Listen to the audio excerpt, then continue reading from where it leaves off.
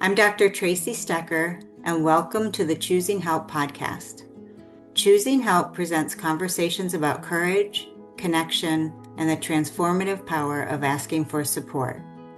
Through candid discussions, expert insights, and real-world stories, this podcast breaks down stigma and opens doors to understanding. Join our community committed to compassion and courage, because when we choose help, we choose life. Welcome to Choosing Help. On this podcast, we have spent a lot of time bringing in some experts who have talked about mental health and mental health treatment.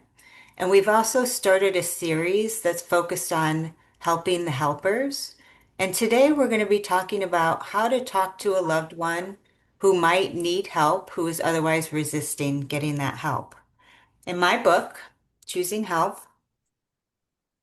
this book focuses on various types of resistance to getting treatment if you need treatment. So, for example, some people say stigma, they wouldn't want anybody to know. Some people say, I can handle it on my own. This book goes through various ways you can have that type of conversation.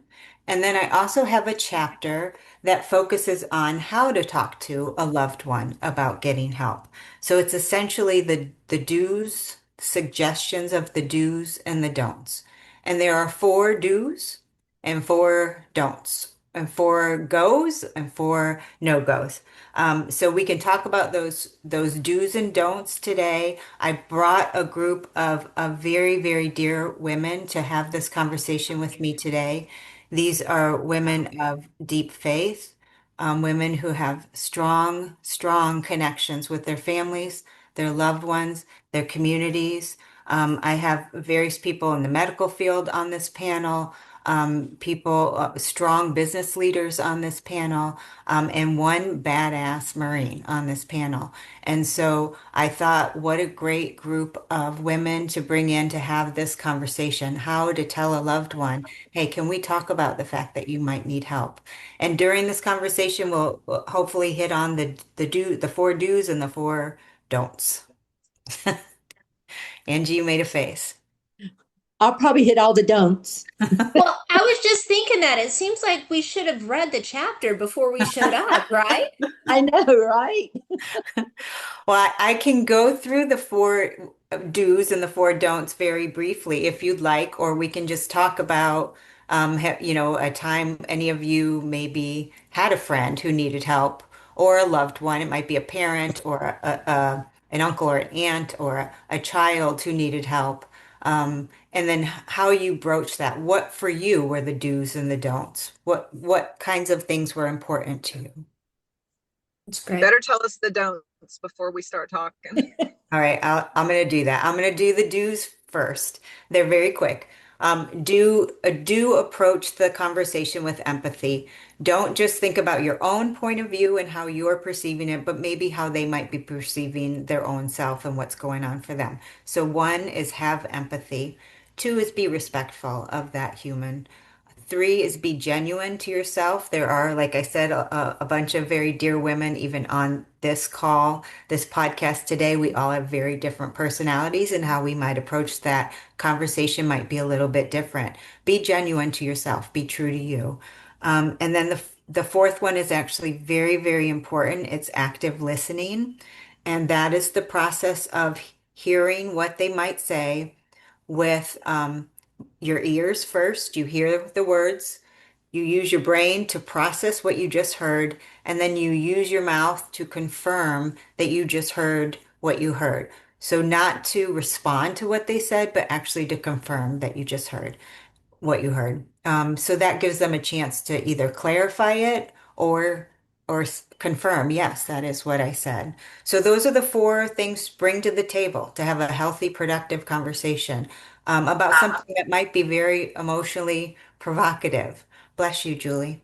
Um, so empathy, respect, be genuine and authentic, and be a good listener. In terms of the four don'ts, um, one thing is strong. Well, I'm going to do the first one. The first one is cognitive impairment. If there is somebody in the conversation who is impaired in any way, there might be some sort of cognitive difficulties, or you're drunk, tired, or hungry. Those would be considered a no-goes. Wait until you're better settled to have those conversations. So no cognitive impairment. Two, strong emotions. If there's strong emotions, either just wait. Now, likely that these kind of conversations will be emotional. Emotions are okay. And in some cases, strong emotions are okay. But when you tip over to that other side, when you become less rational, that's the point to say, let's take a break and come back to this later, or even bring a third party in that's more neutral. The third one is enabling. If there's anybody involved in the situation who is enabling the person to not get help, it's a no-go. Enablers are in place in order to protect that person from working through that discomfort. And so an enabler is going to essentially maintain status quo. So it's pretty much a no-go. And then fourth is manipulation. If there's manipulation on the table, it's no-go. There's no tantruming. There's no demanding, there's no abuse of going to treatment. If there's any sort of emotional manipulation, it's a no-go. Go ahead and get a third neutral party to come on in and have the conversation with them. So any comments on those, either the goes or the no-goes?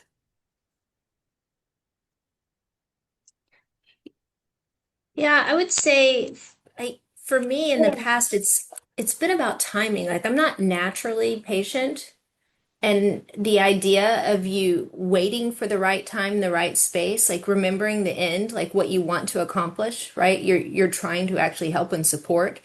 And so when you feel like having the conversation may not be the right time to have that conversation. And I think that in the past has been a challenge for me. One thing that you said that really stood out to me was the idea that an enabler was in place too. And I guess I've never thought about it that way. And I don't know that, do enablers think that way? Or is it just something that they do without understanding what they're doing in terms of hurting somebody that they love? Yeah, I think enablers and enabling is a whole, I mean, we could have several podcasts on just that dynamic. But essentially what I don't believe it's intentional. It's intentional that they're trying to keep somebody in a certain space. Um, However, it is exactly the result. So, for example, I'll just use a general example. If you have a child who's struggling with their math homework, and they're sitting at the table and they're very distraught. I don't get it. I don't get it. And the mom comes in and they say, let me do it for you. Let me help you. Let me do it for you. And then the pattern starts, because it's always a pattern. It's never just a one off. It's a pattern starts of whenever the child becomes uncomfortable, the mother comes in and does either for them or helps them do it. That child never learns how to manage their own discomfort or work through learning something that's hard to learn for them. They always kind of expect somebody to swoop in, and that dynamic can get very, very easily set, very hard to break. And so, my advice would be, if in those dynamics, which happen all over the place, both people probably do need to get support individually. That's great. Thank you.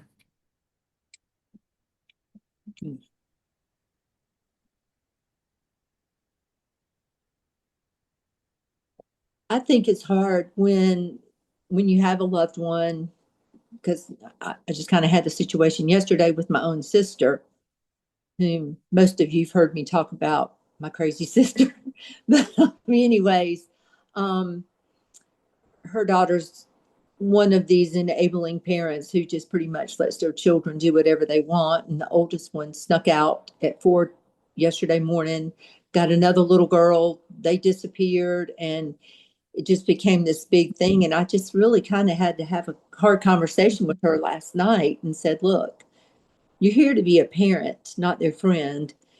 And that's a hard conversation when you love someone and you're not wanting to hurt their feelings. And that's where I tend, my personality is, I don't want to hurt anybody, And so therefore sometimes I don't say things that probably I should. And there's a hard balance to find between that. You want to be loving, you want to be respectful, you want to listen, but yet in your heart you're thinking, what are you doing?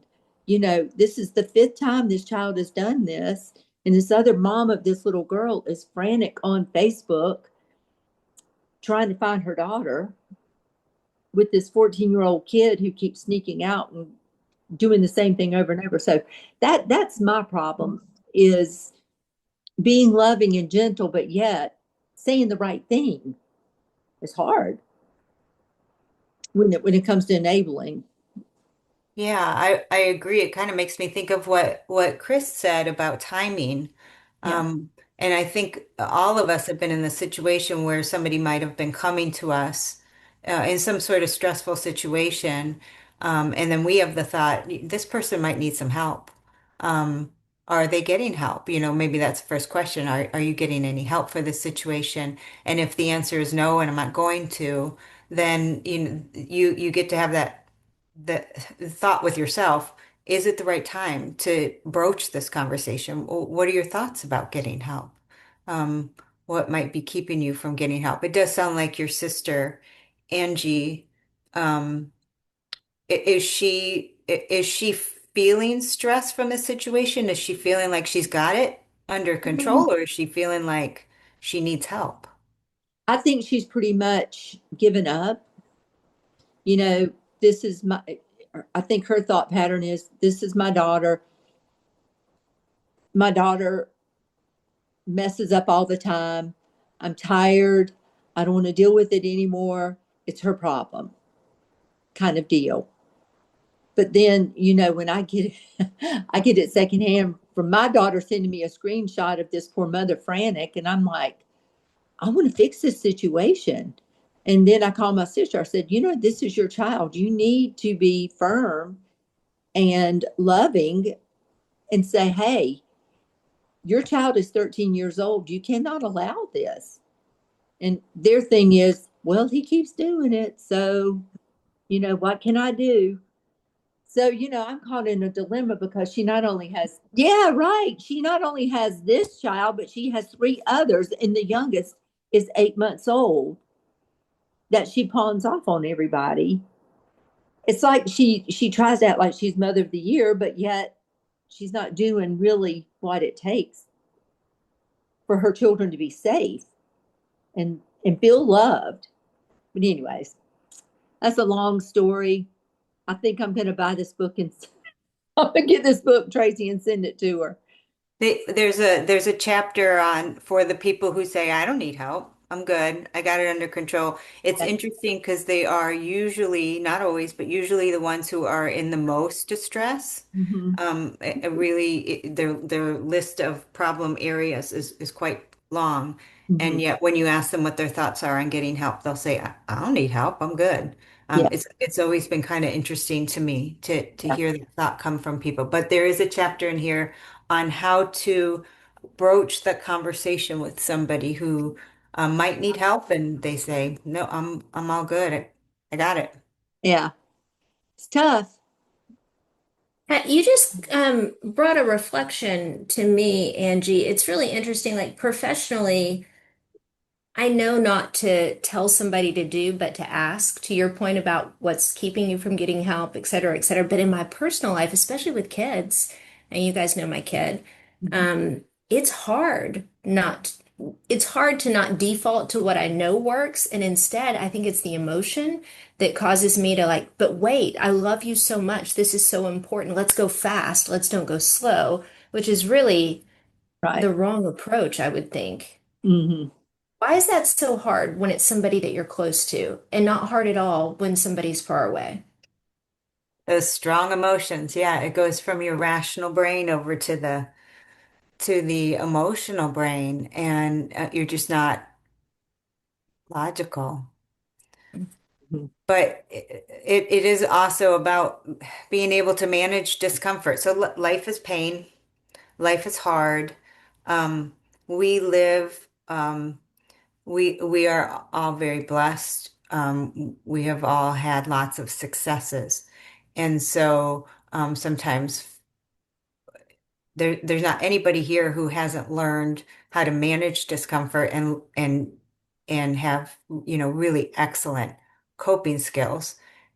And and all of us have challenges that they just stump us, even us, right? We can manage a lot of things, but there are certain situations that come along and they stump us.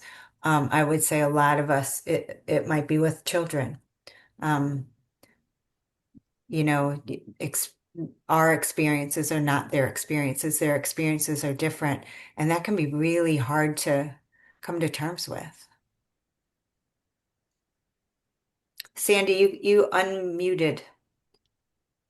Yeah, I have it's interesting because like Angie said, I mean, she's kind of, distance from her sister. I have a family member who I'm walking on eggshells, and that's really not my nature. But I'm so scared for his mental health that, timing we talked about, but I know he needs help. Um, but I'm almost afraid to push him away. So I'm kind of struggling with timing. Um, Do you know, it's you a know? Do you know his thoughts about getting help? Do you know why he hasn't gone? No, he shuts down a lot. And I'm afraid that with my strong personality, if I start talking to him, he would shut down. And, we're just sort of now getting him back. Hmm. Um, he's getting out of a bad relationship.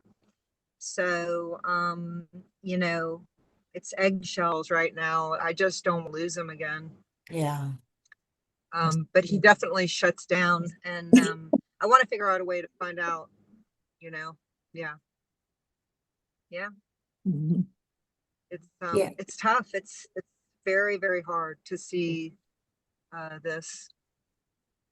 Yeah, stigma is one of the chapters. So, this has been my field, working with people who are resisting getting help. And a lot of people talk about stigma. They don't want people to know that they're struggling, even when they know people know that they're struggling.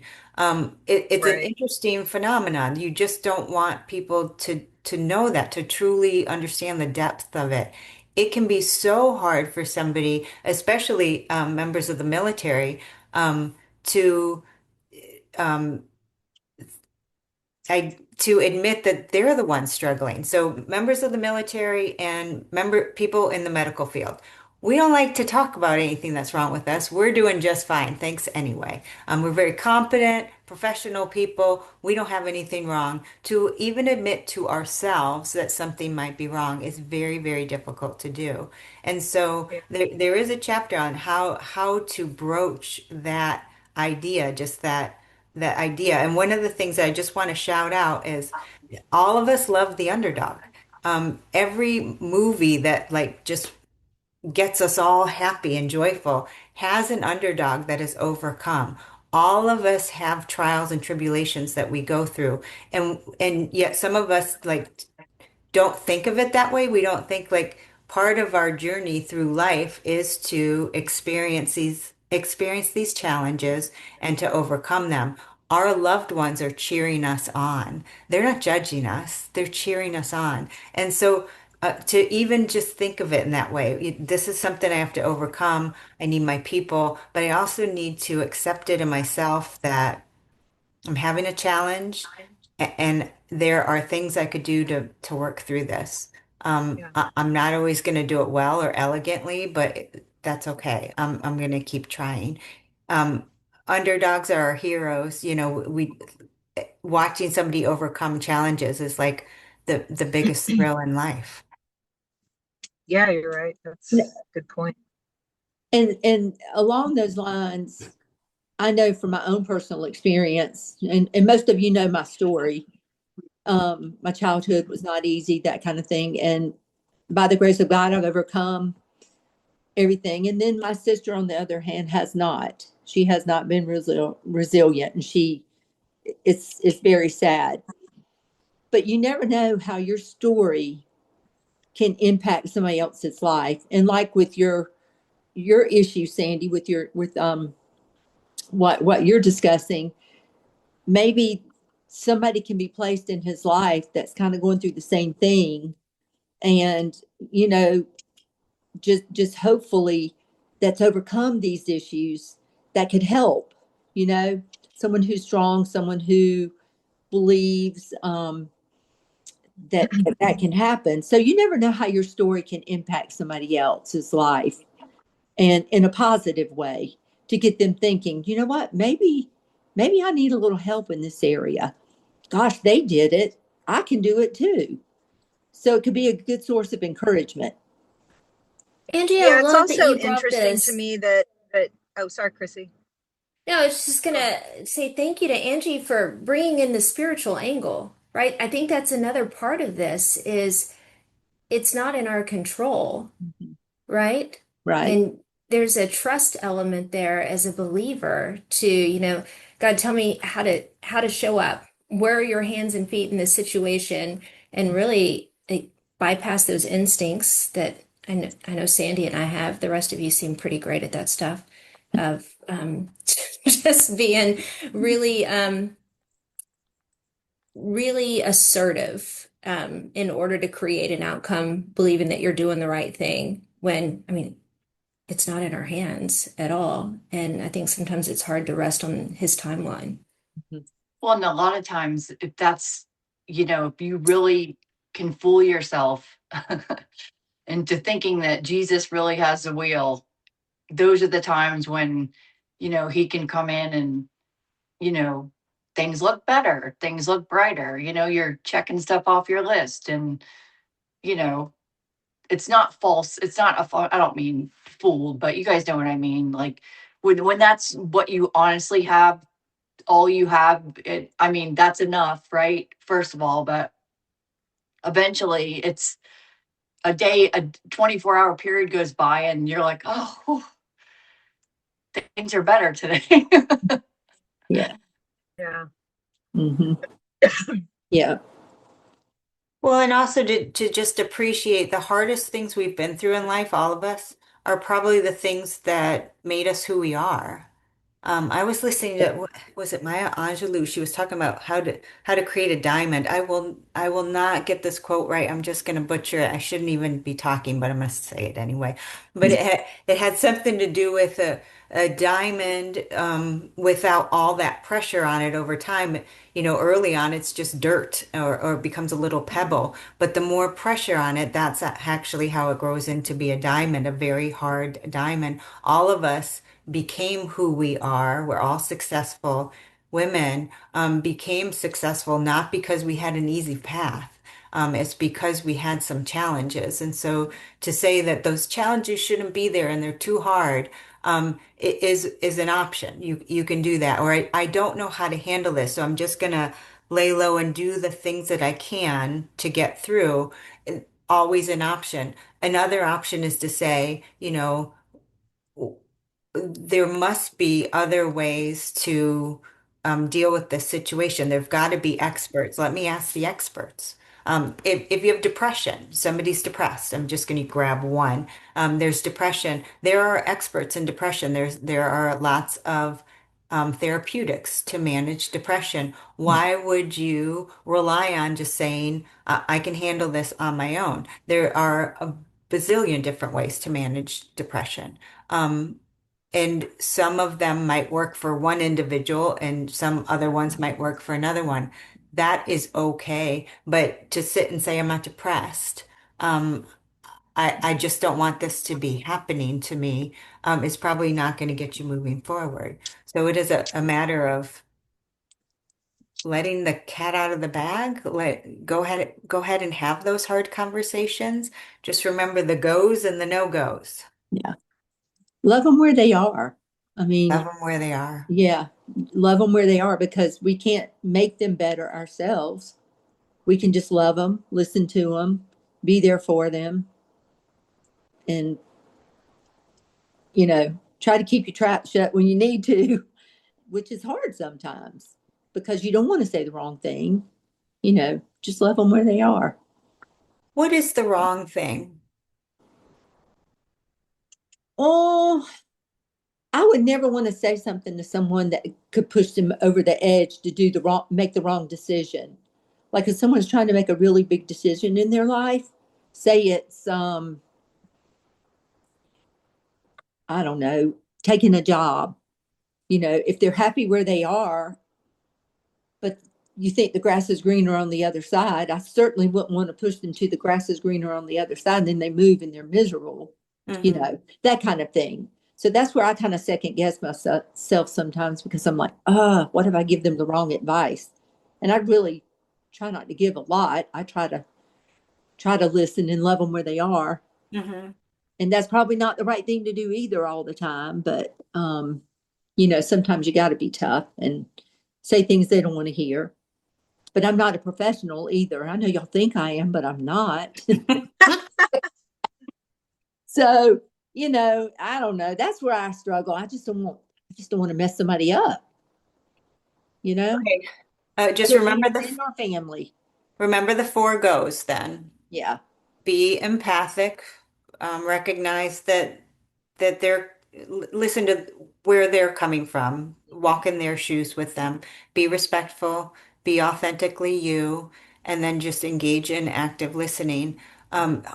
Highly unlikely you can say the wrong thing if you're engaged in those four things. That's good to know. That's really good. Actually, those are four really good things to kind of live by with anything you do in your life. Any sort of hard, Yeah. emotional, difficult conversation, I would replay those four things. Just make sure Yeah. you're settled in there. Not a I told you so. Not I told you so. I've got what I can do that too. Oh gosh. One thing I found interesting about my situation is that my loved one found out that all the healthy people who have loved him his whole life obviously had to let him go for a while. It's his life, but we're right here, right like it always was. And that's been huge for him. I think he's actually shocked that people didn't judge and people didn't say, wait a minute, you got to work your way back in. It was just like nothing happened. Like, you're welcome back kind of thing. Right. And that was, I think, surprising for him and it allowed him to be able to open up more and get back to the family and good stuff. But you're still a little hesitant to have another conversation with them about it. Is that I what you am said? scared. I am scared. Yeah. And I'm your I'm fear, actually I'm actually scared. Like I feel like, I just he's just freshly back and I just don't want to push him. your fear is like what Angie said, you'll say the wrong thing. Yeah. Mhm. And so remember those four things, even saying just that. I love you. I'm here to talk with you when you want to. I'm scared to say anything, but I want you to know if you want to talk about it, I'm willing to listen. So engage in Yeah. that listening. Um, and then you could also tell him that you have an urge to tell him what to do. And that he can let you know when you can do that or when you shouldn't. Yeah. Yeah. I like that. He might say, gosh, help me, tell me what to do. I have no idea. Yeah. Yeah. True. But the timing is key. You probably know in your gut each person if the timing's right or not to Yeah. apply pressure. Right. Otherwise, just lower your expectations and be pleasantly surprised. That's good, Julie. I like it. That's really good. I think using I statements are really a good thing to do too. I hear you. I feel that you're sensing this. I understand where you're coming from because I think sometimes that can draw people like, yeah, that's really kind of how I'm feeling right now. Sometimes people don't even know how they're feeling. And you can say, I think when they know, you know what, you feel the same way I do. gosh, I thought I was the only one that felt these feelings, you Mhm. know? And it's kind of nice when I know that our badass friend Sandy Thompson can be scared sometimes Mhm. because, we see her as something totally different. And, we all have the same feelings sometimes. And I think it's good to understand that, you know what? Sometimes we don't always feel that. And it's good to hear that, you know what? I'm glad you feel that way sometimes because I feel that way a lot. Mhm. So, I statements are important for sure. yeah. And I can't emphasize enough that active listening. I can't tell you how many times somebody has said to me the sentence, I am mad. And I will say back, because I heard it, my brain processed it, and then I wanted to confirm it. You're feeling mad? And they'll go, You know what? Yes, I am mad. And it's like, me saying it back to them allowed them to hear it and really register it in their own self, even though they were the ones that said it to me. So that active listening can be really powerful to confirm what they said. Sometimes if you say it back, you're really feeling mad, they'll go, okay, well, not mad, Mhm. just kind of irritated. They might clarify it, but sometimes they're like, yeah.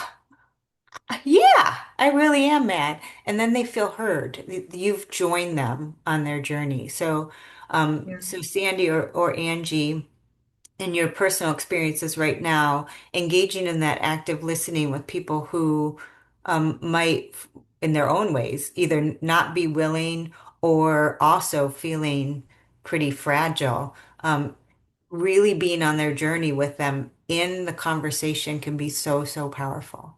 Mhm. Yeah. Good food for thought. Yep. Chris, I couldn't tell if you were about to say something. No, I'm just really appreciative. And I keep coming back to the questioning thing, and I guess it's almost synonymous with active listening, right? Leading with questions and not solving, and just how hard that is. I'm stuck there, I think, is what I'm thinking, that it's really challenging. And I'm also wondering, it's kind of interesting, like in terms of doing the wrong thing, Mhm. like how do you even assess that? Is it the questions? Is it listening? Is it intuition? Is it ask, like how do you figure out, like, is it okay for me to solve, or is that the worst thing I could do right now? Yeah. I mean, it's a great question because the only way we know the answer to that question is to check in with that person. Did what I do, was that conversation helpful to you? Um, you can ask them then and you can ask them later. Was it something you wanted? Was it something you felt free to engage in? Was it helpful to you? Did you want me to not engage in that? Please let me know.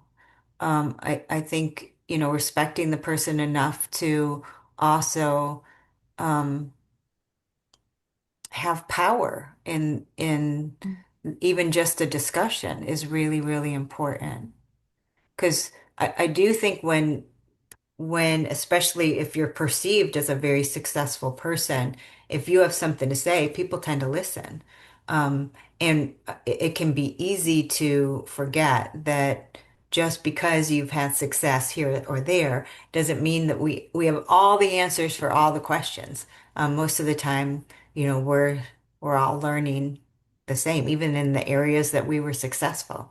So allowing them to have this success or allowing them to have reflections on even a conversation. Hey, can I talk to you? At any point, if you're done with the conversation, let me know. If this is making you uncomfortable, let me know. If the discomfort is tolerable, hey, let's sit in it. If it's intolerable, let's come back to it later, or I'll let you say no. It does get into the boundaries though. If this relationship is hurtful to you in some sort of way, then it might be important to get help for yourself.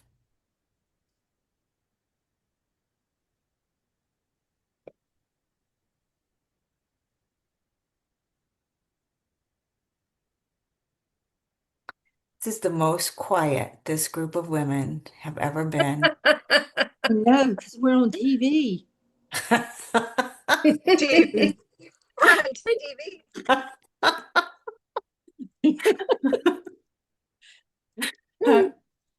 All right, does anybody want any last minute thoughts, reflections? Think that all you women, and I know you all pretty well, do a pretty amazing job at supporting not only your loved ones, but supporting each other. I know I could pick up the phone any minute and call any one of you, and you would be there. And not everybody can say that. And I think, especially Tracy, knowing you outside of this realm of being Dr. Tracy, sometimes I look at her and go, "Are you analyzing me right now?" I've got a jacket to that club too. Yeah, right. And I'm like, so what do you see up in this head of mine? I just really appreciate that we all have each other. I just want you to know how much I love you all very much. And I just want to applaud how beautiful your work is, Mm-hmm. Dr. Stecker. Like coming from a military family and how you have devoted your brain, your intellect, your skills, your training to improve experiences for our veterans is really beautiful. I thank you for that. Thank you. That means a lot. Thank you. Yeah, I agree. And And that's why, Julie, thank you for serving. thank you for serving, you badass Marine. Right. You guys are so sweet. Thank you. Um, One of the reasons why I brought this particular group of women to have this first conversation is because I knew that this conversation we could do this. I also want to bring in groups of men at various ages, and groups of women at various ages. We're a more mature, successful group of women.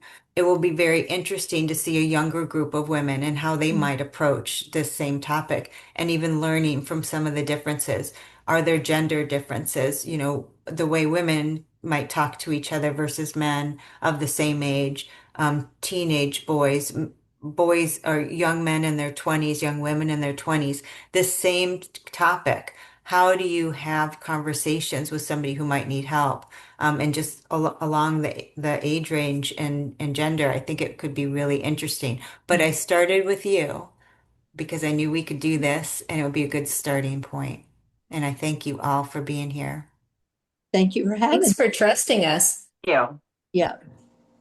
So if anybody is having uh, issues with mental health or substance use issues and they would like more information, please consult our website at choosinghelp.com and we will sign off and wish you all well. Thank you.